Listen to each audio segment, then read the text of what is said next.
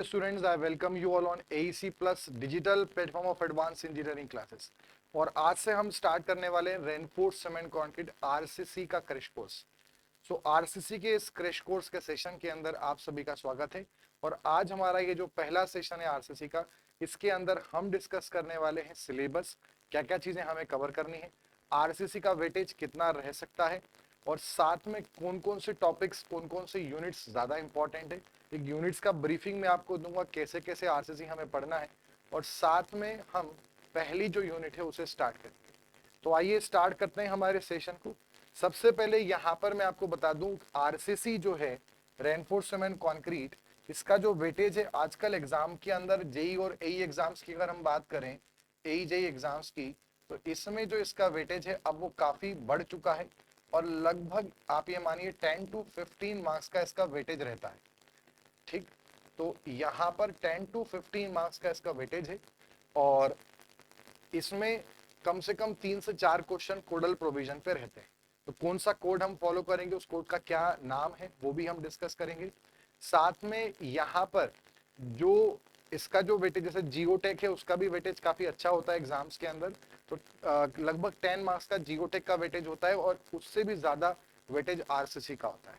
RCC एक civil engineering का वो सब्जेक्ट है जिसमें काफी डिटेलिंग है, हमें फील्ड चीजों को भी साथ में कंसीडर करना है, साथ में थ्योरेटिकल कॉन्सेप्ट्स भी समझने हैं, ठीक है, और कोडल प्रोविजंस भी हमें याद करने हैं। तो सारी चीजों का ध्यान रखते हुए मैं यहाँ पे आरसीसी कवर करूंगा। सबसे पहली जो यूनिट है वो है इंट्रोडक्शन टू आरसीसी स्ट्रक्चर, दूसरी है डिजाइन ऑफ बीम, अगली है design for share, next is design for bond and next is design for torsion. तो ये हमारे पास टोटल 5 यूनिट है, ठीक है। तो यहाँ पर जो हमारे पास ये 5 यूनिट्स हैं, ठीक है, इसके अंदर हम मेनली डिस्कस करते हैं फ्लेक्सर मेंबर की डिजाइनिंग, ठीक है। यहाँ पर लिखा जरूर है design of beam second unit में, पर वहां पर हम मेनली बेंडिंग के एस्पेक्ट से डिस्कस करते हैं। हमारे पास जो स्ट्रक्चर होता है, उस स्ट्रक्चर मेंबर, जो स्ट्रक्चरल एलिमेंट्स होते हैं, जो स्ट्रक्चरल मेंबर्स होते हैं, उनको हम कुछ अलग अलग पार्ट्स में डिवाइड कर देते हैं। जैसे कि एक मेंबर तो हमारे पास कौन सा होता है, फ्लेक्सर मेंबर। फ्लेक्सर मेंबर वह होते हैं जिनमें लोड लगने पर बेंडिंग मोमेंट और शेयर फोर्स जनरेट होता है, और वहीं पर दूसरे मेंबर जिनमें कंप्रेशन जनरेट होता है, जिनमें डायरेक्ट कंप्रेशन आता है, ऐसे मेंबर को हम बोलते हैं कॉलम, कंप्रेशन मेंबर या कॉलम, ठीक है। और कॉलम के अंदर मेनली कैसा इफेक्ट आता है, एक्सियल कंप्रेशन का इफेक्ट आता है, साथ में बेंडिंग यानी बकलिंग भी हो सकती है, ठीक है। तो ये हम बात कर रहे हैं यहाँ पर आरसीसी से जो मेंबर बनाए जाते हैं वो या तो फ्लेक्सर मेंबर होंगे। अब फ्लेक्सर मेंबर के परिवार में कितने सदस्य आते हैं, एक तो आ जाती है बीम, दूसरा इसमें आ जाता है स्लेब, और एक और इसके अंदर आ जाता है फुटिंग, ठीक है। तो जो फुटिंग है, जो स्लैब है, जो बीम है, इनमें जब भी ट्रांसवर्स लोड लगेगा तो bending moment, shear force generate होता है। बेंडिंग ज्यादा डोमिनेट करता है शेयर के ऊपर, और बेंडिंग का ही एक और नाम फ्लेक्सर है, इसलिए इन सब मेंबर को क्या बोलते हैं, फ्लेक्सरल मेंबर बोलते हैं। वहीं पे जो कंप्रेशन जिनमें आता है उसे हम कॉलम बोलते हैं, ठीक है। तो हम यहाँ पर क्या करेंगे कि जो फ्लेक्सर मेंबर है उनकी मेनली डिजाइनिंग बेंडिंग से गवर्न होती है, इसलिए जो सेकंड यूनिट है डिजाइन ऑफ बीम, उसमें लिखा बीम है बट वहां पे हम बेंडिंग के एस्पेक्ट से डिस्कस करते हैं। अब बीम के अंदर फ्लेक्सर मेंबर के परिवार में जो बीम स्लैब फुटिंग है, तीनों भाई बहन जो हैं, बीम स्लैब फुटिंग तीनों फ्लेक्सर मेंबर है। और बीम इजी टू अंडरस्टैंड है, इमेजिन करना आसान, इसलिए पहले बीम से स्टार्ट करेंगे। तो हम बीम के अंदर बेंडिंग डिस्कस करेंगे यूनिट नंबर 2 में, थर्ड यूनिट में शेयर डिस्कस करेंगे, फिर बॉन्ड डिस्कस करेंगे, फिर टॉर्शन डिस्कस करेंगे। जब हमारा ये खत्म हो जाएगा तो फिर हम कोडल प्रोविजन पढ़ेंगे बीम्स के। अब जितना हमने यहाँ पर यूनिट नंबर 2 से लेकर यूनिट नंबर 5 तक जितना हमने फ्लेक्सर मेंबर का सीखा, वो सब कुछ स्लैब पर एप्लीकेबल है। तो बस स्लैब क्या होती है ये हमें बस पढ़ना है, बाकी स्लैब के कोडल प्रोविजन ऑलरेडी हम कवर कर चुके होंगे, और स्लैब के सारे डिजाइनिंग पैरामीटर ऑलरेडी कवर हो चुके हैं। वो कैसे अप्लाई करना है स्लैब में, बॉन्ड का चेक कैसे अप्लाई करना है, शेयर का चेक कैसे करना है, और बेंडिंग के लिए कैसे स्लैब को डिजाइन करना है, वो सिर्फ हम स्लैब के अंदर सीखेंगे। अगला जब फुटिंग की बात आएगी तो फुटिंग भी फ्लेक्सर मेंबर है, तो फुटिंग का जो हमारे पास क्राइटेरिया है बेंडिंग का, शेयर का, बॉन्ड का, वो सब हम इन यूनिट्स में डिस्कस करेंगे। जब फुटिंग कंप्लीट होगा तो हमारा पूरा फ्लेक्सर मेंबर यहाँ पर दी एंड हो चुका होगा। अब हमें पढ़ना है कॉलम्स को यानी कंप्रेशन मेंबर को, तो उसको डिस्कस करेंगे। अब होता क्या है कि जैसे समय के साथ साथ अगर हम यहाँ पर देखें तो जो हमारे स्ट्रक्चर हैं, स्ट्रक्चरल मटेरियल की बात करें तो स्ट्रक्चरल मटेरियल के अंदर हम यूज करते हैं सबसे मेन, एक तो सीमेंट कंक्रीट जिसमें कोई रेनफोर्समेंट नहीं होता। कुछ स्ट्रक्चर हम सीमेंट कंक्रीट से बनाते हैं, फिर लोड और बढ़ता है तो हम प्लेन सीमेंट कंक्रीट यूज करते हैं। प्लेन सीमेंट कंक्रीट को पीसीसी भी कहा जाता है, और शायद आपको लगता होगा प्लेन सीमेंट कंक्रीट का मतलब है सिर्फ सीमेंट कंक्रीट, तो इसमें रेनफोर्समेंट भी होता है। तो सर अगर इसमें रेनफोर्समेंट है तो फिर आरसीसी क्या चीज है? तो अंतर इतना सा है कि आईएस कोड के अकॉर्डिंग आरसीसी में कुछ मिनिमम परसेंटेज स्टील होना चाहिए फॉर मिनिमम लोडिंग कंडीशन, जितना आरसीसी में आता है। ठीक है, जहां से आरसीसी बनाना चालू करते हैं वहां जितना लोड आता है उसके लिए कुछ मिनिमम रेनफोर्समेंट हमें रखना पड़ता है। तो अब वहां पर क्या है कि जो उससे भी अगर कम स्टील दें तो उसे प्लेन सीमेंट कंक्रीट बोलते हैं। मतलब without reinforcement is cement concrete, but with some reinforcement is plain cement concrete. जितना मिनिमम आरसीसी में बोला उससे भी कम दिया तो प्लेन, बट जितना मिनिमम आरसीसी में बोला उतना दिया या उससे अधिक दिया तो वो आरसीसी कहलाएगा। और समय के साथ क्या होता है कि आरसीसी जो है वो भी अब उतना स्ट्रेंथ वाला या थोड़ा सा अनइकोनॉमिकल प्रूव होता है। तो एक नई टेक्निक है, नया मेंबर है, नया मटेरियल है, प्री स्ट्रेस कंक्रीट मेंबर्स। तो फिर हम पीएससी पे शिफ्ट होते हैं। मतलब जब लोड बहुत कम है तो हम सिर्फ सीमेंट कंक्रीट से बनाते हैं, थोड़ा ज्यादा है तो प्लेन सीमेंट कंक्रीट, उससे भी ज्यादा है तो रेनफोर्स सीमेंट कंक्रीट, और उससे भी ज्यादा है तो फिर प्लेन सीमेंट कंक्रीट। इससे भी अगर ज्यादा लोड आता है तो फिर हम शिफ्ट होते हैं यहाँ पर स्टील स्ट्रक्चर के ऊपर, स्टील मटेरियल के ऊपर। तो स्टील पे तब शिफ्ट होते हैं जब आरसीसी से ज्यादा लोड आ जाए। तो आरसीसी से अधिक लोड है तो हम पीएससी भी प्रोवाइड कर सकते हैं, और पीएससी नहीं करना है तो हम स्टील भी प्रोवाइड कर सकते हैं।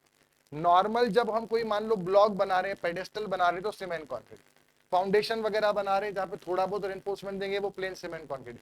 नॉर्मल किसी बिल्डिंग में, पब्लिक बिल्डिंग या रेसिडेंशियल बिल्डिंग के अंदर, प्राइवेट बिल्डिंग में हम बीम स्लैब कॉलम बना रहे हैं तो आरसीसी, पर ब्रिज वगैरह में अगर हमें आरसीसी से बनाना है तो हम पीएससी यूज करेंगे। और इंडस्ट्रीज में भी ज्यादा लोड आता है, आरसीसी जितना ले सकता है उससे ज्यादा, तो फिर हम स्टील स्ट्रक्चर पे शिफ्ट हो जाते हैं। तो उसका जो पूरा सब्जेक्ट है स्टील का वो अलग है, जिसको बोलते हैं steel designing, designing of steel structure, और वो हमारा पूरा अलग ही सेपरेट सब्जेक्ट है।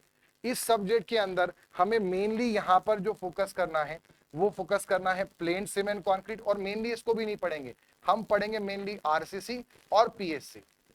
ठीक है, तो यहां पर जब हमने ये सब पढ़ लिया तो लास्ट में हम प्री स्ट्रेस्ड मेंबर क्या होते हैं, कैसे उनको बनाया जाता है, क्या उनकी टेक्निक है, उनमें क्या क्या लॉसेस होते हैं, किन किन बातों का ध्यान रखना है उसको सीखें। तो आजकल जो ब्रिजेस वगैरह कंस्ट्रक्शन होता है उनमें जो गर्डर स्लैब होती है वो भी प्री स्ट्रेस्ड मेंबर से ही बनाई जाती है। अब क्या है कि जब हमें आरसीसी का फ्लेक्चर मेंबर या स्लैब या फुटिंग या कॉलम डिस्कस करना है तो हमें पता होना चाहिए कि आरसीसी बनाने के लिए क्या कोर सेग्रीगेट अच्छा है, सैंड की क्वालिटी क्या होनी चाहिए, सीमेंट की प्रॉपर्टी क्या होनी चाहिए, वाटर की प्रॉपर्टी क्या होनी चाहिए, एड मिक्सचर क्या होना चाहिए। तो यानी कि और फिर रेनफोर्समेंट कितने प्रकार के हम प्रोवाइड करते हैं, उनकी प्रॉपर्टीज क्या होती है, क्या स्ट्रेंथ ले सकते हैं। तो वो सब के लिए हमने यहाँ पे यूनिट रखी है, पहली unit introduction to RCC structure. मतलब यहां पर हम पहले आरसीसी क्या है उसको समझेंगे, कैसे आरसीसी बनता है उसको समझेंगे, और फिर डिजाइनिंग चालू करेंगे। तो आइए अब इसमें सर ज्यादा इंपॉर्टेंट यूनिट कौन सी है एग्जाम के पॉइंट ऑफ व्यू से, तो जिससे ज्यादा क्वेश्चन आते हैं तो सबसे इंपॉर्टेंट है पहली यूनिट जहां से ज्यादा क्वेश्चन आते हैं। अगली है codal provision of beams and slab, then उसके बाद अगली जो यूनिट है वो कॉलम इंपॉर्टेंट है, and then pre stress member. ये 4 unit exam point of view से बहुत इंपॉर्टेंट। सबसे पहली यूनिट जो हमारी है introduction to RCC structure, unit number 1, अब हम उसको स्टार्ट करने जा रहे हैं। तो उसको स्टार्ट करने से पहले हम ये समझते हैं कि जो हम यहाँ पर आरसीसी पढ़ने जा रहे हैं ये बना कैसे, उसको समझते हैं। तो देखिए सबसे पहले आपको ये समझना है जो सीमेंट कंक्रीट है, आरसीसी का मतलब है रेनफोर्स सीमेंट कंक्रीट, तो cement concrete plus reinforced material plus steel और मिलकर क्या तैयार होता है, आरसीसी, रेनफोर्स्ड सीमेंट कंक्रीट। इसमें आपको यह समझना है कि जो स्टील है वो डक्टाइल मटेरियल है, ठीक है, और स्टील जो है उसकी जो टेंसाइल स्ट्रेंथ है वो काफी अच्छी है। और दूसरा यहाँ पर जो स्टील है वो एक होमोजीनियस मिक्सचर है। होमोजीनियस मिक्सचर क्यों है? क्योंकि स्टील अलॉय है किसका? आयरन और कार्बन का, जिसमें कार्बन कम से कम कितना होता है? 2% होता है, और आयरन कितना होता है? 98% होता है। होमोजीनियस मिक्सचर का मतलब क्या है? कि जो स्टील का पूरा वॉल्यूम होगा उसमें आयरन कार्बन का जो कंपोजिशन है वो पूरे वॉल्यूम में हर जगह सेम रहना है। मतलब हर जगह 2% ही कार्बन मिलेगा। आप स्टील के कहीं से भी उसको चेकआउट करिए, यही कंपोजिशन मिलेगी। वहीं पर सीमेंट कंक्रीट क्या है? सीमेंट कंक्रीट जो है वो एक ब्रिटल मटेरियल है। ब्रिटल मटेरियल में क्या होता है? सडन कोलैप्स हो जाता है। ठीक है, जैसे अगर ज्यादा लोड लग गया तो जितना लोड वो ले सकता है उससे ज्यादा लोड लगा तो उसमें सडन कोलैप्स बिहेवियर देखने को मिलता है। वहीं पर उसका जो ऑर्डर है, उसकी जो कंप्रेसिव स्ट्रेंथ है वो ज्यादा होती है, और जो टेंसाइल स्ट्रेंथ है वो बहुत ही कम होती है। मतलब काफी कमजोर होता है कंक्रीट के, इसमें टेंशन के अंदर काफी कमजोर होता है। ठीक है, ये चीजें आपको समझनी है। और कंक्रीट जो है उसमें मेन ध्यान रखना है, जो कंक्रीट है वो हमारा हिट्रोजीनियस मिक्सचर है। हिट्रोजीनियस मिक्सचर है किसका?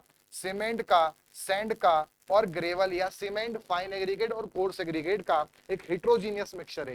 हिट्रोजीनियस मिक्सचर क्यों है? क्योंकि अगर कंक्रीट को हम ऑब्जर्व करें और पूरे वॉल्यूम को देखें तो हर जगह जो कंपोजिशन होगा सीमेंट का, सैंड का, ग्रेवल का, वो सेम नहीं रहने वाला, वो वेरी करेगा।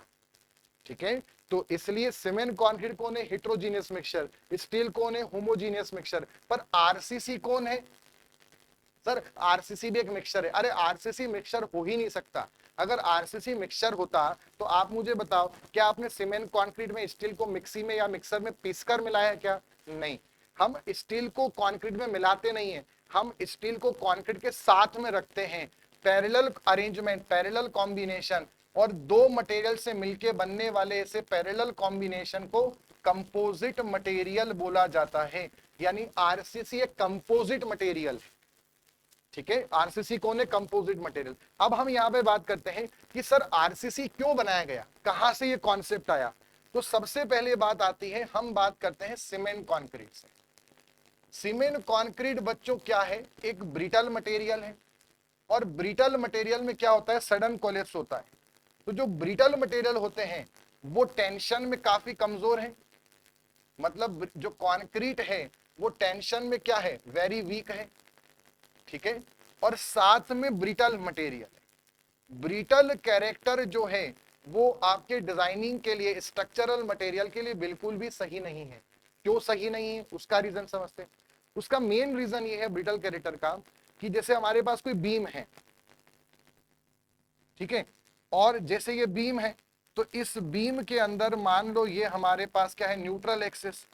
तो यहां पर क्या आएगा? मूवमेंट आएगा, बेंडिंग मूवमेंट आएगा। अब मूवमेंट आया, मान लो बेंडिंग मूवमेंट आया फ्लेक्सर मेंबर में, तो यहां पर क्या आएगा? बेंडिंग कंप्रेशन, और यहां पर क्या आएगा? Bending tension. तो उसकी जो ताकत है कंक्रीट की वो बहुत कम है टेंशन में, तो उसमें यहां पर क्या आ जाएंगे? क्रैक्स आ जाएंगे, तो वो ज्यादा लोड नहीं ले पाएगा।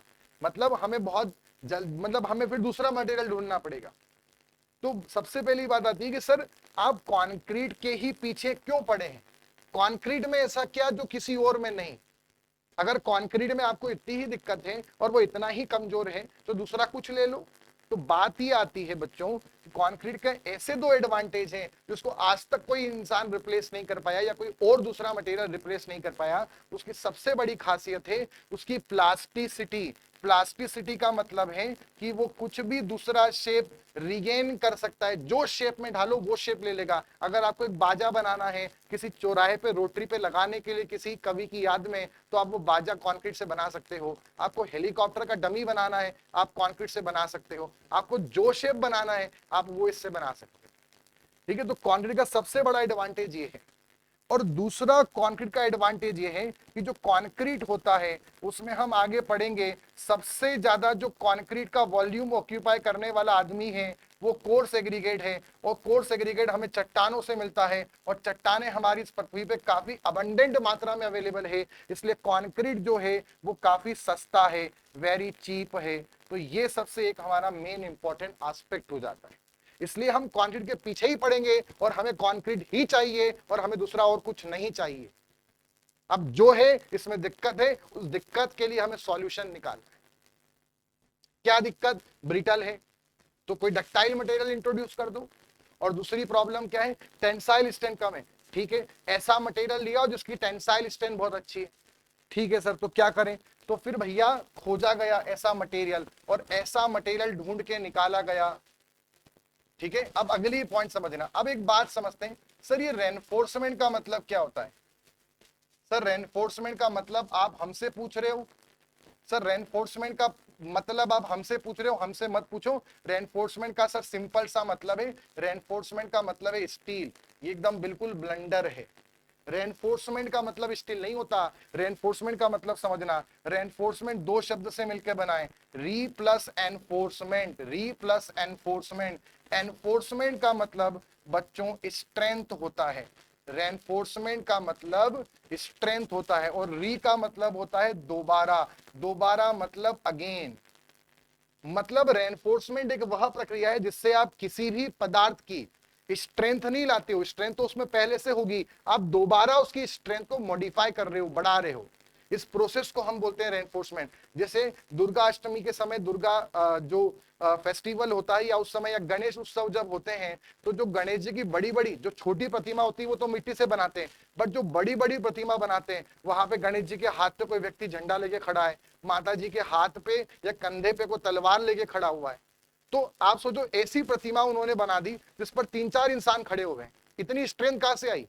वो बनी किससे, वो बनी तो मिट्टी से, इतनी स्ट्रेंथ कैसे आई। जरा उसके पीछे आप जाओगे, बैक ऑफ दी उसको देखोगे ढंग से, तो उसमें लकड़ी का पहले स्ट्रक्चर बनाया गया, फिर उस पर भूसा लगाया गया, फिर घास लगाने के बाद उस पर मिट्टी का लेप लगाया गया, और फिर उस पर माता जी की आकृति को उतारा गया, तब जाकर एक मूर्ति यानी प्रतिमा तैयार होती है।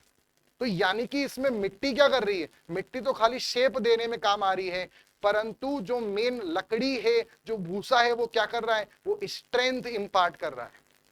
तो यानी कि जो लकड़ी है उसने उस मूर्ति में, प्रतिमा में रेनफोर्समेंट का काम किया उस मिट्टी के लिए।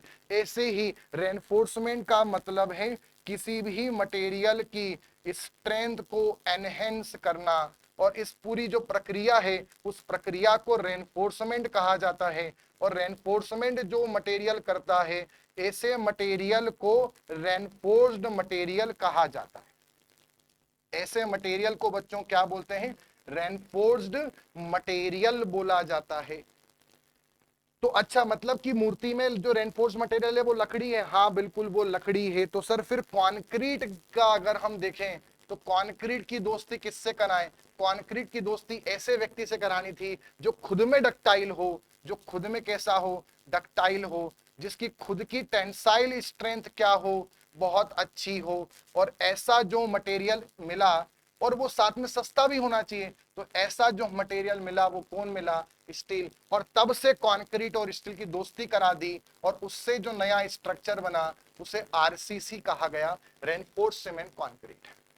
ठीक है, और भी ऐसे मटेरियल होंगे जो डक्टाइल हैं बट टेंसाइल स्ट्रेंथ अच्छी नहीं होगी, मान लो दोनों हैं तो सस्ते नहीं होंगे। और एक और बात बताता हूं जो बहुत काम और पते की बात है, सबसे मेन बात ध्यान रखना, भगवान ने इन दोनों की जोड़ी पहले से ही लिख दी थी। जो कंक्रीट का थर्मल कोएफिशिएंट होता है एक्सपांशन का, वही स्टील के बराबर होता है। मतलब अगर हम इससे रिजिड पेवमेंट या रोड वगैरह बनाएंगे सीमेंट कंक्रीट से, तो अगर टेम्परेचर बढ़ा या कम हुआ तो जितना कंक्रीट आगे बढ़ना चाहेगा उतना ही स्टील आगे बढ़ेगा, और जितना कंक्रीट पीछे आएगा उतना ही स्टील पीछे आएगा। मतलब ये दोनों गाना गाएंगे कि ये दोस्ती हम कभी नहीं तोड़ेंगे, तोड़ेंगे हम मगर तेरा साथ कभी ना छोड़ेंगे।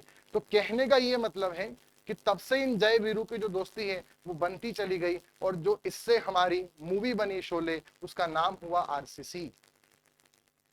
क्लियर। सो एक बार फटाफटी रिवाइज कर लेते हैं। RCC is composite material, steel is homogeneous mixture, concrete is heterogeneous mixture. क्यों रेनफोर्समेंट किया गया वो आपको समझ में आ गया। अब अगला पॉइंट हम यहाँ पे समझते हैं। ठीक है, अब उससे आगे बढ़ने से पहले ये जो हमारा पूरा आरसीसी है, जो रेनफोर्स सीमेंट कंक्रीट, इसके आईएस कोड समझ लेते हैं। तो इसका आईएस कोड है आईएस कोड 456-2000। ये हमारा एलएसएम का आईएस कोड है। ठीक है, एलएसएम का आईएस कोड। वहीं पर जो आईएस 456 1978 है, वो हमारा आरसीसी का आईएस कोड है, बट डब्ल्यूएसएम का। अच्छा, इसमें एक और बात समझना, ये जो दोनों आईएस कोड हैं ये खाली आरसीसी के नहीं हैं, ये plain and reinforced cement concrete के आईएस कोड है। मतलब अगर प्लेन सीमेंट कंक्रीट का आईएस कोड पूछा तो भी यही दोनों होंगे, 1978 डब्ल्यूएसएम और 2000 आरसीसी का। ठीक है, उसके बाद इसमें फिर अमेंडमेंट होते रहते हैं अलग अलग, वो अलग बात है, बट बेस फाउंडेशन ईयर दोनों का यही है। उसके बाद आईएस कोड 800 2007 स्टील का है, वहीं पर इसमें 2007 एलएसएम का है और 1984 डब्ल्यूएसएम का है। ठीक है, तो यहाँ पर 800 जो नंबर है कोड नंबर वो स्टील का है।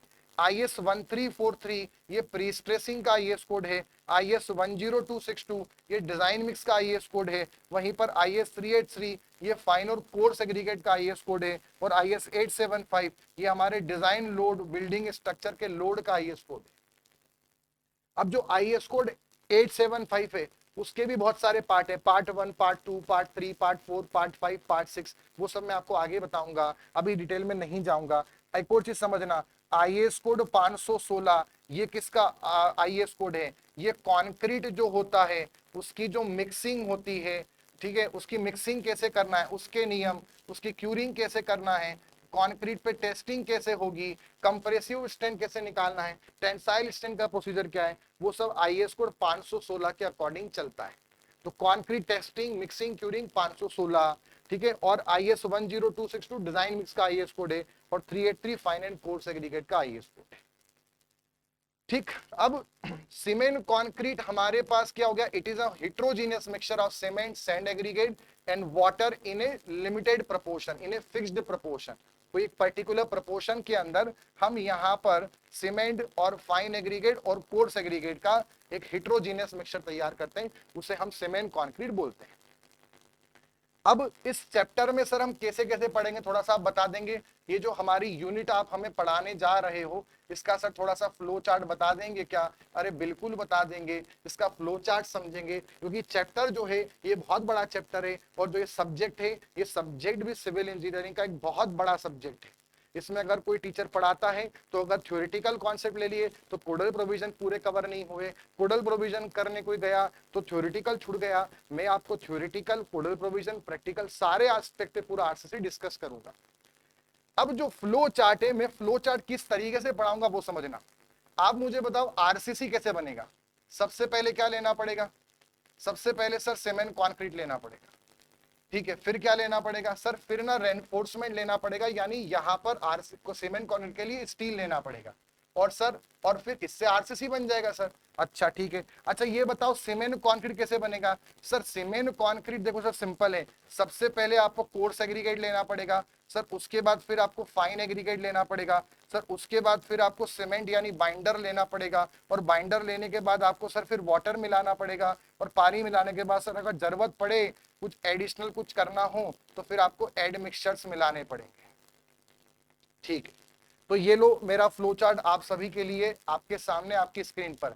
पहले मैं पढ़ाऊंगा कोर्स एग्रीगेट, उसके नियम खत्म करूंगा। कोर्स एग्रीगेट आरसीसी बनाने के लिए कैसा होना चाहिए उसके बारे में IS कोड 456। IS कोड हमारे स्टील और आरसीसी में भगवान है, तो जो भगवान के वचन है वो भी बीच बीच में आते चलेंगे। फिर अगला जो आ जाता है वो है सीमेंट के बारे में समझेंगे, फिर वाटर के बारे में पढ़ेंगे, फिर एडमिक्सचर के बारे में पढ़ेंगे, ठीक। ये हो गए 5 पार्ट खत्म। फिर 6th पार्ट पे मैं आपको लेके जाऊंगा सीमेंट कंक्रीट। फिर मैं आपको सीमेंट, जब ये सब मिला लेंगे तो सीमेंट कंक्रीट बनेगा ना, तो फिर इसको पढ़ेंगे, और फिर उसको पढ़ाने के बाद फिर मैं आपको 7th पार्ट रेनफोर्समेंट पे लेके जाऊंगा और फिर चैप्टर को फिनिश कर दूंगा। इस तरह से हमारा ये पूरा फ्लो चार्ट होगा, ठीक है। अब आपने रामायण देखी होगी, तो रामायण के अंदर जो पूरे किरदार थे वो सब आपको पता होगा, ठीक है। तो जैसे आपने रामायण जब देखी होगी तो रामायण के जो किरदार है, अगर उसको हम रामायण का अगर मतलब राम जी का और सीता जी का और हनुमान जी का अगर हम मनुष्य के रूप में चरित्र की कल्पना करें तो उस अकॉर्डिंग हम देखे, यानी रामचरितमानस को अगर हम समझें तो मोटा मोटा रामायण जो थी वो हुई किस बारे में थी? मतलब सिंपल सा कॉन्सेप्ट था कि एक राम जी थे, एक सीता जी थी, दोनों बिछड़ गए, और दोनों को एक करने के लिए जो दोनों को एक करने के लिए हनुमान जी आए, और फिर उन्होंने रावण का सामना करा मिलकर, राम जी और हनुमान जी ने, और फिर मिलकर उनको उनका विनाश करके, ठीक है, और लंका को जलाकर बाकी सारी चीजें, और फिर वापस से राम जी और सीता जी एक हो गए। यही मोटा मोटा एक बेस लाइन है रामायण की। तो ऐसे ही यहाँ पर हमारा जो सब्जेक्ट है आरसीसी, इसमें जो सीमेंट कंक्रीट है ये खुद अपने आप में एक रामायण है। इसमें हर एक 5 आदमी हर एक पांच आदमी रामायण का किरदार है। और अगली चीज, जैसे इंसानों का जो शरीर है वो पांच तत्वों से मिलकर बना है। वो जो पांच तत्व हैं वो कौन है? हवा है, वायु है, जल है, ठीक है, और अग्नि हो गया। हवा, वायु, जल, अग्नि हो गया, ठीक है। तो ये मिट्टी हो गई। ऐसे पांच तत्वों से मिलकर इंसान का शरीर बना है। ऐसे सीमेंट कंक्रीट है, ये भी पांच तत्वों से मिलकर बना है। इसमें पहला तत्व कौन है? Coarse aggregate. तो आइए चालू करते हैं हमारे कोर्स एग्रीगेट के टॉपिक।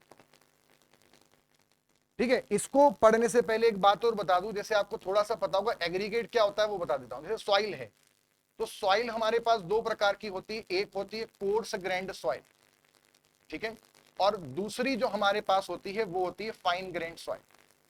अब जो फाइन ग्रेन्ड सॉइल होती हैं उसमें भी दो आ जाती हैं। एक तो आ जाती है क्ले और दूसरी आ जाती है हमारे पास सिल्ट।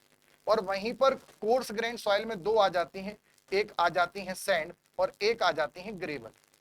अब आप क्या कंफ्यूज होंगे कोर्स एग्रीगेट और कोर्स सॉइल में? कोर्स सॉइल में तो पहले क्लियर कर दूं कि जो फाइन ग्रेन्ड सॉइल है इनका वॉइड रेशियो बहुत ज्यादा होता है। तो जब इन पे लोड लगता है तो ये दब जाती हैं, ये लोड नहीं ले पाती। पर जो कोर्स ग्रेन्ड सॉइल हैं वो लोड कैरी कर सकती हैं, इसलिए उन्हें हम कंस्ट्रक्शन में भी यूज कर सकते हैं। अब जब कंस्ट्रक्शन में यूज करते हैं तो एक ग्रेवल कुछ नहीं उखाड़ सकता, एक सैंड कुछ नहीं उखाड़ सकता, ये मिलकर काम करते हैं। इसलिए मिलकर काम करते हैं तो इनका नाम रख दिया एग्रीगेट्स। अब एग्रीगेट्स में भी जो बड़े हुए उनका नाम रख दिया भैया तुम्हारा आज से नाम हो गया कोर्स एग्रीगेट। आप देख लो कहीं भी सिल्ट क्ले यूज नहीं होती, सैंड और ग्रेवल ही होते हैं कंस्ट्रक्शन में, कंक्रीट बनाने में, मोटार बनाने में, ठीक है। और सैंड का नाम रख दिया भैया तुम्हारे आज से नया नाम, तुम्हारा नाम हो गया फाइन एग्रीगेट।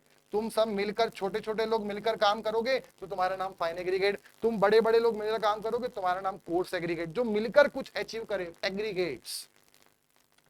अगला पॉइंट समझना, इनका जो ऑर्डर है, इनका जो साइज है वो 4.75 से 80 mm तक होता है। इनका जो हमारे पास साइज ऑर्डर है वो 75 माइक्रोन से लेकर 4.75 mm तक होता है।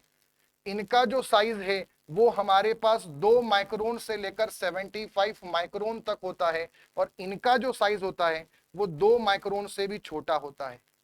तो हम यहां पर पढ़ने वाले हैं ग्रेवल्स के बारे में और सैंड के बारे में। इनसे ही हमारा क्या बनता है? मोटार और कंक्रीट बनता है। तो सबसे पहले जैसे हमने यहां पे लिखा कोर्स एग्रीगेट, तो कोर्स एग्रीगेट कौन होते हैं? कोर्स एग्रीगेट वह पार्टिकल होते हैं जिनका साइज 4.75 से लेकर कहां तक होता है? 80 mm तक होता है। पहला पॉइंट। दूसरा पॉइंट ये समझना कोर्स एग्रीगेट हमें कैसे ऑब्टेन करने हैं, तो इसके बारे में हमारे भगवान यानी श्री आईएएस कोड 456 का पहला जो कथन है, कथन स्टेटमेंट है वो क्या है? तो आईएएस कोड 456 बोलता है कि उनसे पूछा गया कि आरसीसी बनाने में कैसा कोर्स एग्रीगेट लेना है, तो उन्होंने बोला आपको एचबीजीसी लेना है। अब आपसे एग्जाम में पूछेंगे एचबीजीसी का फुल फॉर्म क्या है, तो एचबीजीसी का फुल फॉर्म है hard blast granite chips.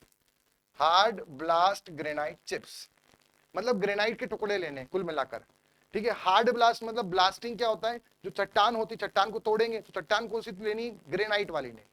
Granite igneous rock है, उसकी स्ट्रेंथ बहुत ज्यादा होती है, तो आपको हर कोई रॉक नहीं लेनी है, आपको ग्रेनाइट लेना है। उसमें भी ब्लास्टिंग करके ग्रेनाइट के आपको टुकड़े मिलेंगे इन दी साइज 4.7 to 80, वो आपको एज अ कोर्स एग्रीगेट इसमें यूज करना है। अब आता है कोर्स एग्रीगेट जब हम यूज करेंगे तो कोर्स एग्रीगेट का फंक्शन क्या होता है सीमेंट कंक्रीट के अंदर, ये भी बहुत इंपॉर्टेंट है। तो सबसे पहला फंक्शन है स्ट्रेंथ इंपार्ट करना। सीमेंट कंक्रीट के अंदर स्ट्रेंथ इंपार्ट करने की जो रिस्पॉन्सिबिलिटी है वो सिर्फ कोर्स एग्रीगेट की। फाइन एग्रीगेट तो बारीक है तो वॉइड रेशियो ज्यादा है, तो वो तो और उसकी स्ट्रेंथ कम होगी। सीमेंट तो पाउडर है, पानी लिक्विड है, एडमिक्सचर पाउडर या लिक्विड है। तो कहने का मतलब कंक्रीट की जो स्ट्रेंथ आती है, हम बोलते हैं 7 दिन की, 28 दिन की, वो मेन लाता कौन है? वो मेन लाता ही कोर्स एग्रीगेट। क्लियर है यहां तक? वो मेन कौन लेके आता है? वो मेन लेके आता है कोर्स एग्रीगेट। अब आगे समझेंगे, ठीक है। अब अगला पॉइंट समझना, स्ट्रेंथ इंपार्ट कौन कर रहा है? हमारे पास कंक्रीट कर रहा है, ठीक है। अब कोर्स एग्रीगेट कर रहा है। अब इसमें एक बात ध्यान रखना, जितना साइज ज्यादा होगा कोर्स एग्रीगेट का उतना स्ट्रेंथ ज्यादा आएगी, ठीक है। अगला पॉइंट समझना, अगला जो सेकंड पॉइंट है वो ये है इनका एक और पर्पस है बल्कीनेस इंपार्ट करना। बल्कीनेस का मतलब क्या है? वॉल्यूम इंपार्ट करना। मतलब कंक्रीट का वॉल्यूम इन्हीं की वजह से है। आपके पूरे कंक्रीट का लगभग 80% वॉल्यूम, कंक्रीट का 80% वॉल्यूम लगभग किसके कारण होता है? कोर्स एग्रीगेट के कारण होता है। लगभग 80% वॉल्यूम ये ऑक्यूपाई करते हैं। तीसरा इनका मेन फंक्शन है आपका, ये सस्ते होते हैं, तो इससे जो रिजल्टिंग कंक्रीट बनता है वो भी सस्ता बनता है। इतना सस्ता होता है कि कोई ऑर्डिनरी आदमी भी अपना आशियाना घर, ड्रीम हाउस इससे बनाने का सोच सकता है कंक्रीट से। ठीक है, तो सस्ता भी इंपॉर्टेंट है। ये सारे फंक्शन जो कि 80% तो वही बैठा हुआ है ना, तो और वो कहां से ऑब्टेन हो रहा है? चट्टान से। तो चीप और साथ में अबंडेंट है, काफी मात्रा में अवेलेबल है अर्थ पर, तो सस्ता हो गया। अब अगला इसमें पॉइंट आता है बच्चों, जैसे सर अभी आपने बोला कि जितना साइज होगा कोर्स एग्रीगेट का उतना ज्यादा कंक्रीट की स्ट्रेंथ मिलेगी। मतलब जितना ज्यादा हम बड़े पत्थर यूज करेंगे उतना कंक्रीट की अच्छी स्ट्रेंथ आएगी।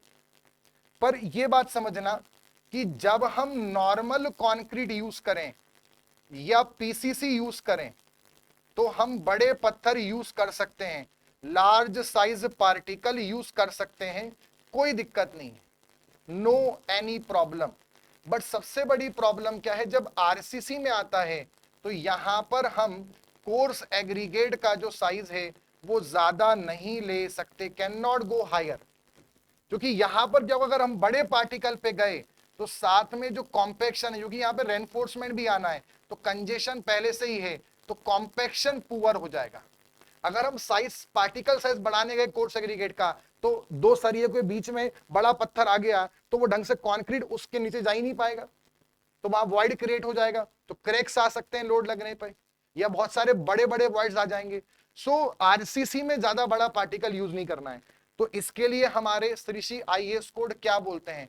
तो आईएएस कोड का अगला नियम, आईएएस कोड इसमें बोलते हैं कि अगर नॉर्मल आरसीसी स्ट्रक्चर है, नॉर्मल आरसीसी स्ट्रक्चर है, तो जो मैक्सिमम साइज है, क्या है? Maximum size of coarse aggregate should not be more than overall depth, जो भी मेंबर की, जो भी बीम है, स्लैब है, फुटिंग है, उसका जो ओवरऑल डेप्थ है मतलब थिकनेस डिवाइडेड बाय 4 और 20 mm which ever is more. ठीक है, इन दोनों में से जो भी हो वो ज्यादा होना चाहिए। इसमें भी ट्रिक बताता हूं कि कैसे ये आपको याद रखना है।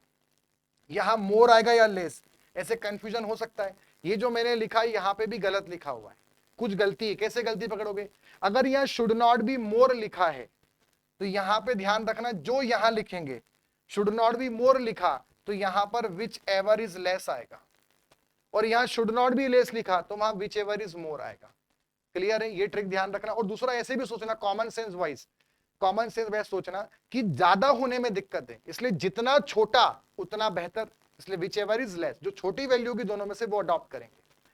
अगली कंडीशन है, अगर हैवीली रेनफोर्स्ड मेंबर है, कैसा मेंबर है? हैवीली रेनफोर्स्ड मेंबर है, उसमें ज्यादा रेनफोर्समेंट है, तो अगर इतना साइज भी दिया तो कंजेशन काफी हो जाएगा। तो अब इसके लिए क्या नियम बनाएंगे जरा पहले वो समझेंगे। तो उसके लिए थोड़ा सा आपको कंक्रीट या जो आरसीसी उसको समझना पड़ेगा। अब यहां पर समझें, तो जैसे मान लो कि ये हमारे रेनफोर्समेंट वायर है, तो इसमें क्या होता है, जो रेनफोर्समेंट का बॉटम है उससे जो बीम का बॉटम है वहां से वहां तक की जो दूरी है उसे हम बोलते हैं क्लियर कवर। क्या बोलते हैं? Clear cover. वहीं पे 2 बार की जो बीच की दूरी है, उस 2 बार के बीच की दूरी को हम क्या बोलते हैं? Clear spacing. क्या बोलते हैं हम? Clear spacing. तो एक हो गया क्लियर कवर और एक हो गया क्लियर स्पेसिंग। 2 बार के बीच की in to end distance is clear spacing, और बार के बॉटम से बीम के बॉटम तक क्लियर कवर। तो इसमें नियम है, maximum size of coarse aggregate should not be more than clear cover -5 mm और clear spacing -5 mm। Clear spacing -5 mm। तो क्लियर कवर -5 या क्लियर स्पेसिंग -5, इतना आपको मेनली ध्यान रखना है। नॉर्मल कंडीशन में ओवरऑल डेथ बाय 4 या 20 mm which ever is less, और साथ में अगर हेविली रेनफोर्स है तो क्लियर कवर -5 और क्लियर स्पेसिंग -5। तो यहां पर जो हमने लिखा ये पूरा जो मैंने आपको बताया पूरा यहां पे लिखा हुआ है। The nominal maximum size of coarse aggregate, ये आईएस कोड की लाइन है, should be as large as possible, जितना हो उतना अच्छा, but within the limit specified, जितना लिमिट में हो उतना रखना आरसीसी में, but in no case greater than 1/4 the minimum thickness of member, provided that the concrete can be placed without difficulty, मतलब proper compaction, so as to surround all the reinforcement thoroughly and fill the corner. For most work 20 mm aggregate is suitable, मतलब 1/4 or 20 whichever is more normal condition. When there is no restriction to the flow, मतलब concrete को जाने में दिक्कत ना है, compaction में दिक्कत ना है, तो आप 40 mm या उससे बड़े पार्टिकल भी दे सकते हैं, प्रॉब्लम ना आए तो। In concrete element with thin section, closely spaced reinforcement और small cover, consideration should be given to use of 10 mm. अगर बहुत पास रखा हुआ है, कवर बहुत कम है, तो 10 mm से बड़ा साइज नहीं लेना है। The size of aggregate should be 5 mm less than the clear spacing between reinforcement और clear cover -5 for heavily reinforced member। ये सारी लाइन आईएस कोड की जो मैंने कम शब्दों में यहाँ बता दी, ठीक है। Size of aggregate, for economy the maximum size should be as large as possible but in no case 1/4 the minimum thickness. For reinforce section maximum size should be at least 5 mm less than the clear spacing between the reinforcement and also at least 5 mm less than the clear cover. Clear cover -5 और clear spacing -5। Aggregate more than 20 mm size are seldom use for reinforce cement concrete structure. Seldom मतलब बहुत rare case में use किए जाएंगे, ठीक। तो nominal maximum size मैंने आपको दोनों नियम बता दिए, 40 mm जब प्रॉब्लम नहीं है, तो ये हमने पूरा डिस्कस कर लिया। अब हम आते हैं बच्चों, इसके पहले हमारा एक और जो यहाँ पर पार्ट है वो है second part. Second part that is fine aggregate. Second part हमारे पास क्या है, फाइन एग्रीगेट। देखो फाइन एग्रीगेट कौन होगा, सैंड होगा। फाइन एग्रीगेट का जो साइज है वो कहां से कहां तक होना चाहिए, तो फाइन एग्रीगेट का जो साइज है वो होता है हमारे पास 75 माइक्रोन से लेकर 4.75 mm तक। ये फाइन एग्रीगेट का हमारे पास साइज होता है। अगला आता है फाइन एग्रीगेट का फंक्शन क्या होता है आरसीसी के अंदर। तो देखो एक फंक्शन तो इनका होता है प्लास्टिसिटी इंपार्ट करना, मतलब वो जो शेप गेन कर पा रहा है कंक्रीट, उसका मेन रिस्पॉन्सिबल फैक्टर सैंड ही है। सैंड नहीं, खाली ग्रेवल और सीमेंट का और पानी, तो शेप प्रॉपर नहीं आ पाएगा। अगला यूनिफॉर्मिटी, मतलब पूरा मिक्स एक जैसा बनाना। साथ में वर्केबिलिटी मेंटेन करना, वर्केबिलिटी का भी main factor responsible fine aggregate ही है, ठीक है। तो ये हमारे मेन है। और साथ में जो श्रिंकेज आ सकता है उस श्रिंकेज को भी रिड्यूस करना, और साथ में एक सरफेस फिनिशिंग, प्रॉपर फिनिशिंग मिलना सरफेस को, ये भी पर्पस सैंड का है। अच्छा अगला इसमें पॉइंट समझना, जो हमारे पास सैंड होता है, ठीक है, उसको कितने जोन में डिवाइड किया गया आईएस कोड के द्वारा, टोटल 4 जोन में डिवाइड किया गया। इसमें आ जाता है हमारे पास जोन 1, एक आ जाता है जोन 2, एक आ जाता है जोन 3, एक आ जाता है हमारे पास जोन 4।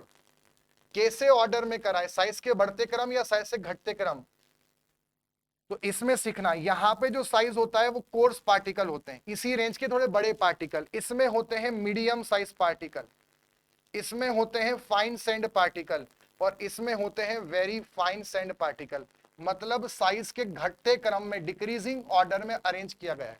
जोन 1 टू जोन 4, मतलब 4 से बनाएंगे तो साइज बढ़ेगा, 1 टू 4 जाएंगे तो कम होगा, ये पूछते हैं एग्जाम के अंदर। इसमें यह भी ध्यान रखना सबसे स्टैंडर्ड कौन सा है, स्टैंडर्ड जो सैंड है वो जोन 2 सैंड है, क्योंकि इसके जो रिजल्ट आते हैं, इससे जो कॉन्क्रीट बनता है वो काफी अच्छा बनता है, इन बाकी 3 से नहीं बनता है। और इसका एक और नाम ध्यान रखना, इसको एन्नोर सैंड भी कहा जाता है, क्योंकि तमिलनाडु में एक जगह है एन्नोर नाम से, और एन्नोर में जो सैंड पाई जाती है उसका साइज इसी साइज ऑर्डर का होता है, तो इसलिए एन्नोर सैंड भी इसे कहा जाता है। तो ये हमने सैंड के बारे में डिस्कस करा। अगला हमारे पास आता है सीमेंट। सीमेंट कौन है, अब ये समझना, कि जो कोर सेग्रीगेट कौन है, मतलब पूरी रामायण टिकी हुई किस पे थी, राम जी के ऊपर। सारी शक्तियां किसके पास थी, राम जी के पास। ठीक है, तो कहने का बट वो अधूरे थे, किनके, सीता जी के बिना वो अधूरे थे। तो ऐसे ही कोर सेग्रीगेट ही हमारा कौन है, राम जी है। पूरी कंक्रीट की स्ट्रेन 80% वॉल्यूम वो कर रहा है, बट सीता जी के बिना वो अधूरा है, मतलब फाइन एग्रीगेट के बिना वो अधूरा है। तो फाइन एग्रीगेट हो गई सीता जी, कोर सेग्रीगेट हो गए राम जी। पर इनका काम था, इनका मेन हमारा पर्पस है कि कोर सेग्रीगेट क्या बोल रहा है, मैं अकेला कुछ नहीं कर सकता, हम बहुत सारे लोग मिलकर कुछ काम करेंगे। फाइन एग्रीगेट एक सेंड कुछ नहीं करेगा, बहुत सारी सेंड मिलकर वो पर्पस फुलफिल करेगी। तो इनको बांधेगा कौन, तो रामायण के अंदर राम जी और सीता जी को मिलाने कौन आए थे, हनुमान जी आए थे। उनके बिना क्या वो कभी मिल पाते, क्या लंका तक वो पहुंच पाते, नहीं पहुंच पाते। तो कहने का मतलब इनको मिलाने कौन आएगा, बाइंडर। और सीमेंट का मेन काम क्या है, बाइंड करना कोर्स एग्रीगेट को और फाइन एग्रीगेट को। तो ये हमारा बाइंडिंग एजेंट है। सीमेंट का जो पार्टिकल साइज होता है वो ध्यान रखना है, वो 90 माइक्रोन से कम होना चाहिए सीमेंट का साइज। द सीमेंट का जो कंडीशन है, आईएस कोड है, एक 33 ग्रेड की सीमेंट होती है, रैपिड हार्डनिंग सीमेंट होती है, उसका IS code. Portland slag cement होती है, पोर्टलैंड प्लोजोलाना है, हाइड्रोफोबिक सीमेंट है, सल्फेट, सबके आईएस कोड यहां पर मैंने लिख दिए, इनको आप यहां से रीड आउट कर सकते हैं। अब सीमेंट में एक और पॉइंट समझना, जो हमारे पास सीमेंट है वो कई अलग अलग प्रकार की, जो सबसे नॉर्मल सीमेंट है, ठीक है, जो सबसे पहली बार डेवलप हुई थी नॉर्मल सीमेंट, उसको ओपीसी कहा जाता है, मतलब ऑर्डिनरी पोर्टलैंड सीमेंट।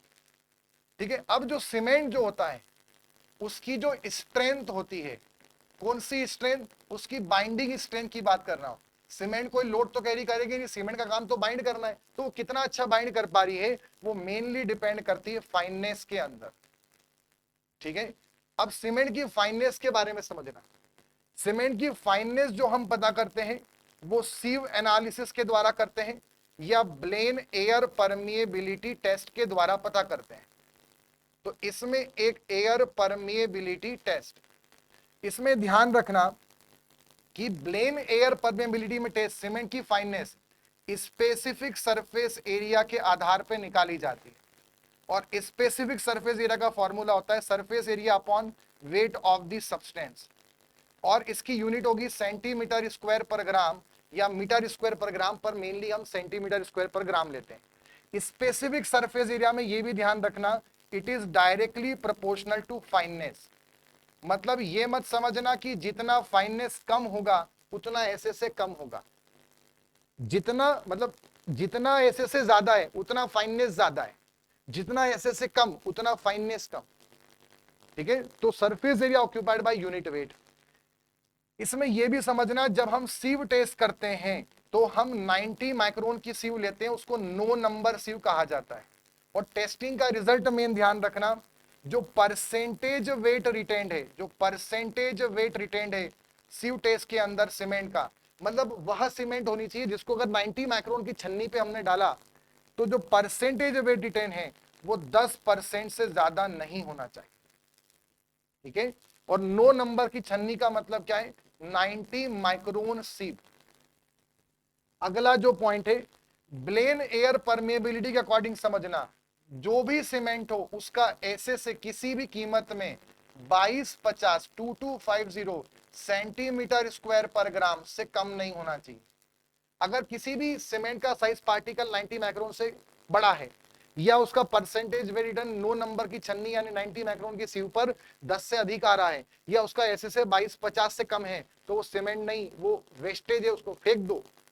अगर ये फॉलो कर रहा है तो वही गुड क्वालिटी सीमेंट है।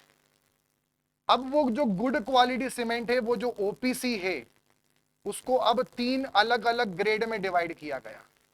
ठीक है, यानी अब हम समझने चल रहे हैं ग्रेड ऑफ सीमेंट। तो सीमेंट को कितने ग्रेड में डिवाइड करा, तो सीमेंट को डिवाइड करा ओपीसी 33, ओपीसी 43 और एक और हमने डिवाइड करा ओपीसी 53। इसमें से बस मेन ध्यान रखना, इसमें से स्टैंडर्ड ग्रेड किसको मानते हैं, तो जो हम स्टैंडर्ड ग्रेड मानते हैं वो हम मानते हैं ओपीसी 43। 53 में स्ट्रेंथ ज्यादा है बट क्रैक्स भी बहुत ज्यादा आते हैं। 33 में स्ट्रेंथ कम है भले क्रैक कम है, 43 में स्ट्रेंथ भी मीडियम है क्रैक भी मीडियम है, इसलिए 43 को स्टैंडर्ड माना जाता है। अगला इसमें एक और पॉइंट समझना, ये ओपीसी 43 के अंदर ये 43 क्या है, ये 43 क्या है इसको समझते हैं। तो ये किस अकॉर्डिंग हमने लिखा, ये एक्चुअल में कंप्रेसिव स्ट्रेंथ है। कौन सी कंप्रेसिव स्ट्रेंथ, बाइंडिंग वाली। बाइंडिंग में कंप्रेसिव स्ट्रेंथ है किसकी, ये सीमेंट की स्ट्रेंथ है, या फिर इसको सीमेंट मोटार की भी स्ट्रेंथ बोल सकते हैं। और ये कब पर है, आफ्टर 28 डेज ऑफ टेस्टिंग, मतलब 28 दिन की स्ट्रेंथ है ये मोटार की या सीमेंट की, कंप्रेसिव स्ट्रेंथ।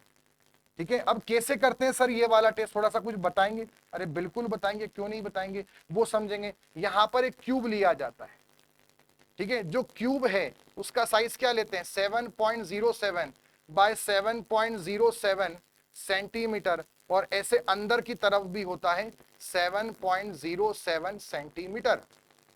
ठीक है, ये ऐसा पूरा यहां पर हमारे पास स्पेसिमेन होता है, ऐसा क्यूबिकल स्पेस, ऐसा पूरा क्यूब लिया जाता है।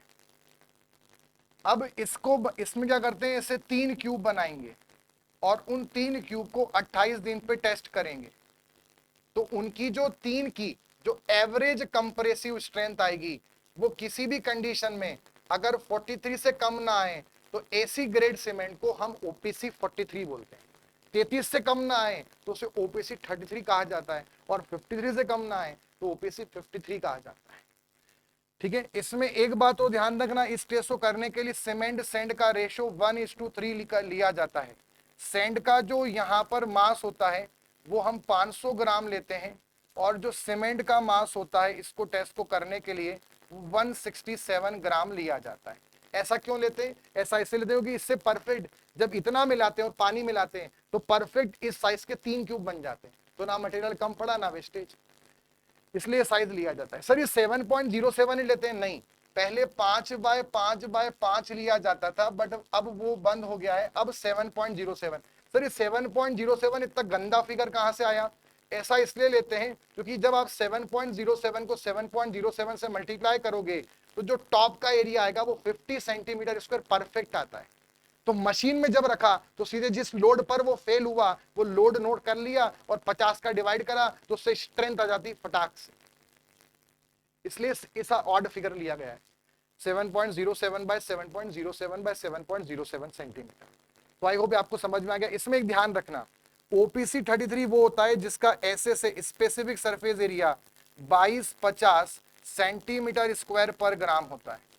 43 वो होता है जिसका ऐसे से लगभग 2250 से लेकर 3400 सेंटीमीटर स्क्वायर पर ग्राम होता है, और ओपीसी 43 होता है जिसका specific surface area 3400 centimetre square पर ग्राम से ज्यादा होता है। तो ये हो गया बच्चों हमारा पूरे सीमेंट के बारे में, बाइंडर के बारे में। अब इसमें एक और आता है कि जो हमारा यहाँ पर सीमेंटिशियस जो जो बाइंडर होते हैं, जो बाइंडिंग प्रॉपर्टी रखते हैं, जो बाइंडिंग प्रॉपर्टी रखते हैं, बाइंडर जो होते हैं वो 2 होते हैं। एक होते हैं सीमेंटिशियस मटेरियल जो पैदाइशी बाइंडिंग रखते हैं, उसमें कुछ नहीं करना, बट आजकल ऐसे भी कुछ मटेरियल हैं जिनमें बाइंडिंग डेवलप की जा सकती है, और ऐसे मटेरियल को पोजोलानिक मटेरियल कहा जाता है। ऐसे जो मटेरियल हैं वो दुनिया में पहली बार पुजोली नामक गांव से मिले थे, जो रोमन साम्राज्य में था। पुजोली नामक गांव, पहला मटेरियल ऐसा वहां मिला था, इसलिए इनका नाम पोजोलानिक हो गया। पोजोलानिक मटेरियल वैसे होते हैं जिनमें पैदाइशी बाइंडिंग नहीं होती, अगर उनको हम लाइम के साथ में मिला दें और प्लस पानी मिला दें तो उनमें बाइंडिंग आने लगती है, उनको पोजोलानिक कहा जाता है। जैसे हमारे पास जो फ्लाई ऐश होती है, जो राइस हस्क चावल के भूसे की जो राख होती है, जैसे सुर्खी होता है जो ब्रिक्स का चूरा होता है, ऐसे और भी कई सारे हैं। ठीक है, वहीं पे सीमेंटिशियस में एक जीजीबीएस भी होता है, ग्राउंड ग्रेन्युलेटेड ब्लास्ट फर्नेस स्लैग, जो आयरन पिग आयरन के मैन्युफैक्चरिंग से बनता है। सीमेंटिशियस में 2 आ जाते हैं जिनमें कुछ नहीं करना, पानी डालो और कमाल देखो, तो वो सीमेंट है और वो लाइम है, ये 2 हो गए। ठीक है, अगला इसमें हम पॉइंट समझते हैं एक और, जो ये मेटाक्योलाइन है, इसके बारे में कभी पूछ सकते हैं। मेटाक्योलाइन क्या है, मेटाक्योलाइन भी एक पोजोलानिक मटेरियल। ये एक प्रकार से एक मिट्टी है, पोजोलानिक मटेरियल है। इसमें अगर लाइम मिला दो तो ये भी सीमेंट बाइंडिंग का काम करती है। तो मेटाक्योलाइन की फाइननेस कितनी होती है, ये है 700 to 900 मीटर स्क्वायर पर केजी।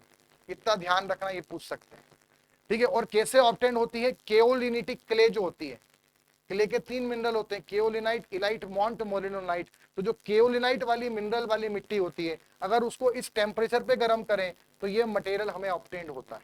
ये आपको ध्यान रखना है, ठीक। अब हम आते हैं बच्चों वाटर पे, पानी। अब जैसे सर आपने ये तो बता दिया कि जो राम जी हैं वो कोर्स एग्रीगेट है, फाइन एग्रीगेट सीता जी और हनुमान जी ना के उनको मिलाया, तो हनुमान जी जो है वो कौन है, हमारे सीमेंट है। अब सर फिर वाटर कौन है, तो अब समझना। अब क्या हुआ, हनुमान जी जब हुए, जब उनका इस धरती पे आगमन हुआ तो बड़े शरारती थे, ठीक है, शरारती बच्चे थे, उनको बहुत सारी शक्तियां मिली थी बचपन, बट वो शरारत के चक्कर में कहीं भी यहाँ जाना वहां जाना, हवा में उड़ना, डिस्टर्ब करना। और एक बार तो सूरज को खाली, आपको पता होगा, बड़े शरारती बालक थे। तो अब क्या हुआ कि भगवान को लगा शरारत करेंगे तो ये बहुत सारी अलग अलग चीजें करेंगे, तो उनको श्राप दे दिया, या उनको ऐसा बोला गया कि आपकी जो शक्ति वो आपसे वापस ली जाती है, और जब समय आएगा तो एक विद्वान आएंगे और वो आपको आपकी शक्ति का बोध कराएंगे, और तब फिर आप वापस से वही सारी शक्तियों का स्मरण करने के बाद उनको उपयोग कर पाएंगे, यूज कर पाएंगे। अब हुआ क्या कि जब जरूरत पड़ी हनुमान जी की और समुद्र को लांग कर लंका जाने की जब जरूरत पड़ी, तो वो सोच रहे थे कि मैं कैसे करूं, तब वहां पे जामवंत जी आते हैं और वो आकर उनको उनकी शक्तियों का बोध कराते हैं, स्मरण कराते हैं, और तब जाकर हमारे हनुमान जी समुद्र को भी लांग कर लंका तक पहुंच जाते हैं और हिमालय से संजीवनी बूटी भी ले आते हैं। तो ये जो उनको उनकी शक्तियों का बोध कराया, वो किसने कराया, जामवंत ने। यानी जो यहाँ वाटर है वो कौन है, जामवंत। कहने का मतलब वाटर का मेन पर्पस क्या है, ये जो सीमेंट है, सीमेंट तो खाली पाउडर है, बिना पानी के सीमेंट की कोई औकात नहीं कि वो बाइंड कर पाए। कहने का मेरा मतलब यह है कि जो सीमेंट है उसमें जब हम पानी मिलाएंगे तब जाकर CSH जेल बनेगा। CSH जेल का मतलब है box compound, calcium silica hydra gel, और प्लस यहां पे डेवलप होगा हीट ऑफ हाइड्रेशन जो लिबरेट होगी। तो कहने का यह मतलब है कि वाटर का मेन काम क्या है, सीमेंट के साथ हाइड्रेशन रिएक्शन करना। जब वो हाइड्रेशन, हाइड्रा का एडिशन, वाटर एडिशन जब वो करेगा तभी प्रॉपर बॉक्स कंपाउंड बनेंगे, और जब बॉक्स कंपाउंड बनेंगे तभी कंक्रीट के अच्छे दिन आएंगे, तभी उसमें स्ट्रेंथ आएगी। अब पानी के लिए कुछ मेन आपको बात ध्यान रखनी, एग्जाम में पूछते हैं कि हम वाटर का यूज आरसीसी में कहां कहां करते हैं। तो हम वाटर का यूज आरसीसी में मेन 2 कारण में करते हैं, एक तो हम करते हैं मिक्सिंग के अंदर और दूसरा हम करते हैं क्यूरिंग के अंदर।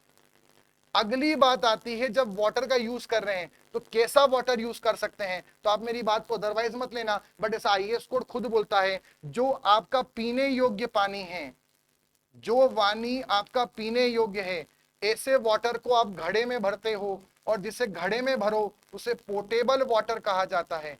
तो आईएएस कोड बोलता है portable water can be used for construction, drinking water portable water can be used for mixing and curing in RCC 2, construction में यूज कर सकते हैं।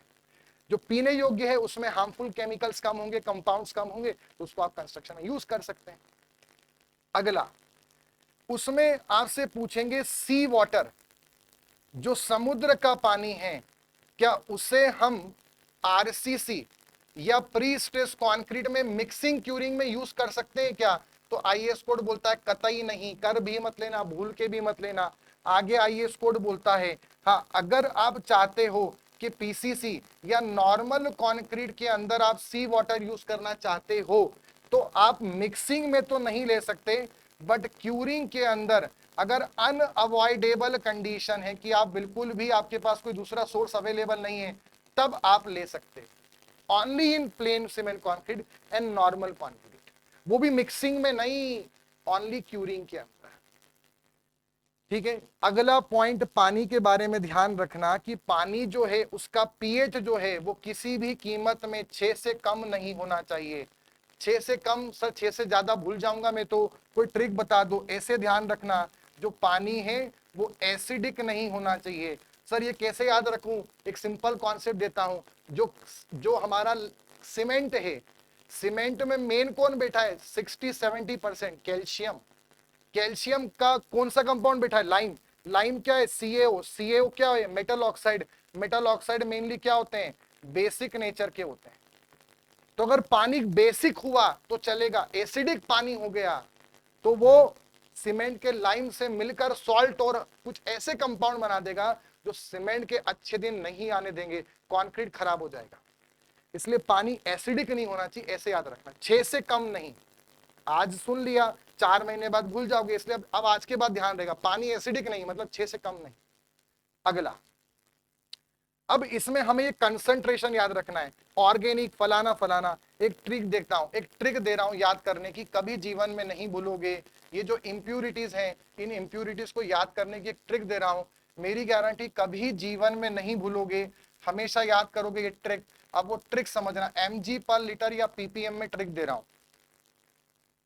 इसमें ट्रिक ऐसे याद करना, जैसे मान लो कि आप कुछ भी राइमिंग बना सकते हो। जैसे अगर हम बात करें मध्य प्रदेश के जो हमारे सीएम हैं, ठीक है, वो शिवराज चौहान है, तो उससे आप याद कर सकते हैं, ओ शिवराज चौहान, OSCSI। तो यहां पर ओ मतलब ओ बोलने के लिए, एस मतलब शिवराज जी, चौहान, और एस मतलब सिंधिया, और सिंधिया में आता है आई, ओ शिवराज चौहान सिंधिया। ऐसे आप जो भी आपको राइमिंग बनानी उससे आप बना सकते हैं, OSCSI। तो ओ मतलब कौन है, ऑर्गेनिक कंपाउंड। एस मतलब कौन है, एस का मतलब है सल्फेट। सी का मतलब कौन है, क्लोराइड। 2 बार एस आ रहे हैं, ये भी उलझ मत जाना, नीचे वाले में सस्पेंडेड है, सस्पेंडेड थोड़ा ज्यादा भी चलेगा। और आई का मतलब है इनऑर्गेनिक। तो ओ शिवराज चौहान सिंधिया, ऐसे आपको याद रखना है, OSCSI। नीचे हमारे पास क्या है, सस्पेंडेड है। अब इसकी लिमिट बताता हूं, 200, 400, 500, 2000, 3000। बोलो 2-3 बार, 200, 400, 500, 2000, 3000, 200, 400, 500, 2000, 3000, 200, 400, 500, 2000, 3000, 200, 400, 500, ये आता है एग्जाम में, हाँ इसलिए इतना कर रहा हूं। 200, 400, 500, 2000, 3000। यहाँ जो 500 है इसमें ध्यान रखना, ये आरसीसी के लिए 500 है। अगर मान लो कि प्री स्ट्रेस कॉन्क्रीट है, सॉरी प्लेन सीमेंट कॉन्क्रीट है, तो ये 2000 भी चलेगा, बस इसमें ही ये लिमिट है। बाकी सबका 200, 400, 500, 2000, 200, 400, 500, 2000, 3000। OSCSI, OSCSI सस्पेंडेड भैया नीचे हैं, OSCSI हो गई याद।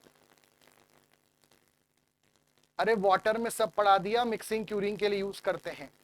तो अगर आप इसी तरह से डिटेल में पढ़ना चाहते हैं, ठीक है, तो ये सब हमने यहाँ पे कवर कर लिया, वाटर, आरसीसी, मिक्सिंग क्यूरिंग, ठीक है। ऑर्गेनिक की हमने लिमिट्स मैंने आपको बता दी, ये उसी ऑर्डर में यहाँ पर लिखा हुआ है पूरा, है ना, उसी ऑर्डर में पूरा यहाँ पे लिखा हुआ है, बस थोड़ा ऑर्डर चेंज कर दिया ताकि आपको याद रखने में आसान है। तो ये था बच्चों हमारा सेशन, जिसके अंदर हमने आरसीसी का पहली यूनिट, इंट्रोडक्शन टू आरसीसी का पहला पार्ट डिस्कस करा, जहां पर हमने coarse aggregate, fine aggregate, then cement और देन वाटर कवर अप किया। अब जो हमारा नेक्स्ट सेशन होगा उसके अंदर हम डिस्कस करने वाले हैं हमारा अगला पार्ट, दैट इज कॉन्क्रीट के बारे में। और कॉन्क्रीट तो क्या ही बताएं, बहुत ही खतरनाक पार्ट। कॉन्क्रीट से पहले पढ़ेंगे एडमिक्सचर, और एडमिक्सचर के बाद हम चलेंगे कॉन्क्रीट पर। कॉन्क्रीट खत्म होने के बाद रेनफोर्समेंट। तो अगर इसी तरह से आप भी डिटेल में पढ़ना चाहते हैं, detailed means for crash course, अगर आप एसएससी जे की तैयारी कर रहे हैं तो अभी भी आपके पास कुछ टाइम अवेलेबल है। सारे सब्जेक्ट, मतलब यहाँ पर आपको एक बेहतरीन कॉन्सेप्ट्स के साथ एक स्पीडी रिवीजन आपको यहाँ मिलेगा, एक फास्ट ट्रैक बैच यहाँ पे अवेलेबल है एसएससी जे का क्रैश कोर्स। 20 अगस्त तक अगर आप इस कोर्स को लेते हैं तो आपको 500 का इसमें ऑफ होगा। टेस्ट सीरीज भी साथ में इसमें अवेलेबल है, टेक्निकल नॉन टेक्निकल सभी सब्जेक्ट्स यहाँ पर अवेलेबल हैं। और टेक्निकल के सारे सब्जेक्ट्स के बेहतरीन सेशंस, सारे जो कॉन्सेप्ट हैं, सारे कॉन्सेप्ट यहाँ पर कवर होंगे, कुछ भी कॉन्सेप्ट छूटेगा नहीं। Estimation and costing already complete हो चुका है, फ्लूइड मैकेनिक्स, बिल्डिंग मटेरियल और आरसीसी अभी चल रहा है। तो आप अगर एसएससी जे का सपना लिए हो तो आपको पता है इस बार एसएससी का पैटर्न चेंज हुआ है, तो उसके लिए एसएससी में आपके लिए बहुत अच्छी अपॉर्चुनिटी है। इसको अगर आप नहीं छोड़ना चाहते हो, इसी एसएससी में अच्छे मार्क्स लाना चाहते हो फ्री के अंदर, तो आप जुड़ सकते हैं हमारे साथ इस क्रैश कोर्स की सेशन के अंदर। इसके लिए आपको AEC प्लस का एप्लीकेशन डाउनलोड करना है, ठीक है। और अगर आप इस सेशन का PDF चाहते हैं तो आपको ये AEC plus app and YT discussion channel पे मिलेगा। ये हमारा ऑफिशियल टेलीग्राम चैनल है, जिसको आप सब्सक्राइब कर सकते हैं ताकि आपको हमारे AEC YT चैनल के सारे अपडेट्स और PDF मिल पाए। सो मिलते हैं नेक्स्ट सेशन के अंदर। Till then goodbye and take care.